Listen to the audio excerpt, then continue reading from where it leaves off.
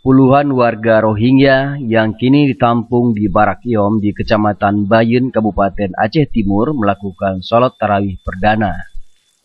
Beginilah aktivitas sejumlah lelaki baik tua maupun muda warga Rohingya yang melakukan aktivitas sholat tarawih. Karena keterbatasan tempat, pelaksanaan sholat tarawih dipisah antara kaum laki-laki dan perempuan. Bahkan di negara mereka, laki-laki dan perempuan tidak boleh satu mushola saat menunaikan ibadah sholat tarawih. Salah satu pengungsi Rohingya mengatakan kaum perempuan melaksanakan tarawih di tempat yang terpisah diimami oleh perempuan. Saat ini belum ada jadwal ceramah untuk tarawih, dan tarawih kaum Rohingya ini pun sedikit berbeda dengan warga Aceh. Salat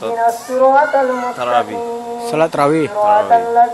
Berapa rakaat semua ini? 10 rakaat. 10 rakaat. Ada nggak perbedaan antara sholat di Myanmar sama di Aceh? Memang ya. Ada memang saya Rohingya memang salat. Mau itu Rasulullahi taala barakatuh. Salat tarawih. Ini 10.